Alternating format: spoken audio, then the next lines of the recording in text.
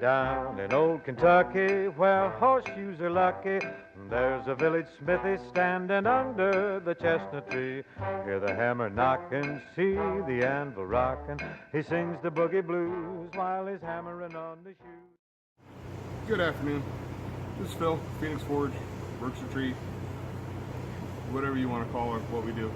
I'm going to call it Fenix Forge because I'm in the forge, so that's what you get.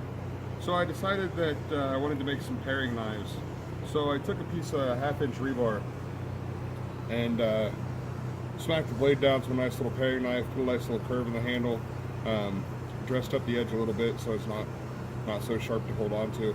As you can see, it barely fits my hand, but it fits a lot of smaller people's hands, a lot of women's hands.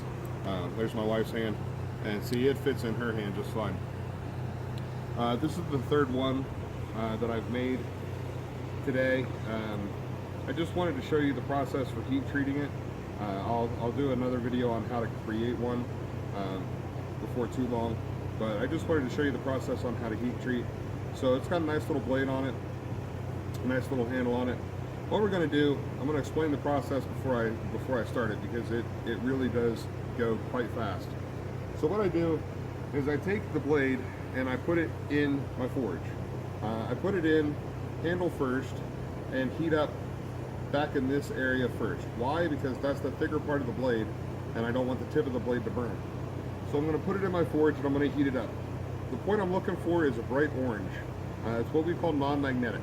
At a point where the steel stops becoming magnetic again, or stops becoming magnetic, is the point where it's at what they call critical temperature.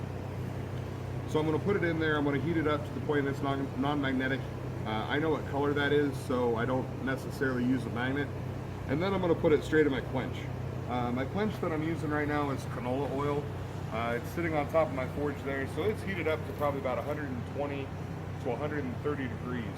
It's nice and warm, so when I get the blade to a bright orange non-magnetic critical heat, I'm going to dunk it in the quench, and I'm just going to move it back and forth.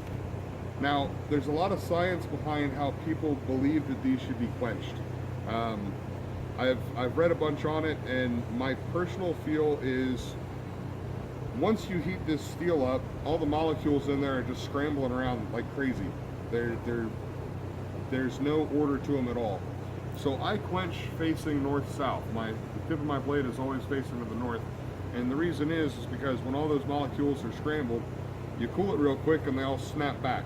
So some people will quench it east-west, but that'll cause a little warp in the blade. To date, knock on wood, I've never had an issue with warping a blade because I've quenched north-south, but I could be going totally wrong theory on this. So what I'm going to do is I'm going to take my tongs, because the fire is hot. I don't feel like putting my hand in there. I'm going to go ahead and lock my knife in the tongs. Heat up the forge a bit.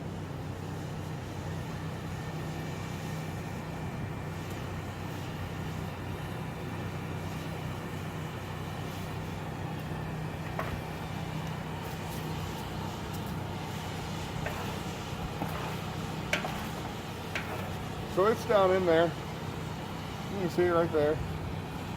It's getting heated up.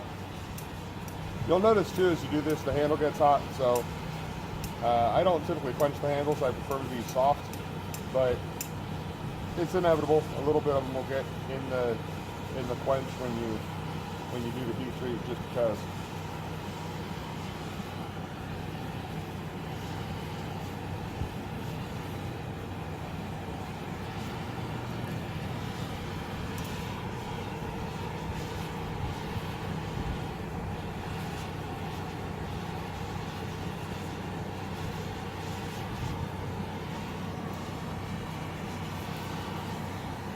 Now you can see toward the back how it's orangish.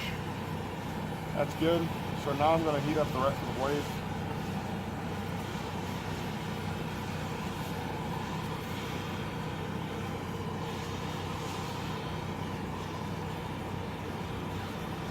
And you can see how fast that tip went.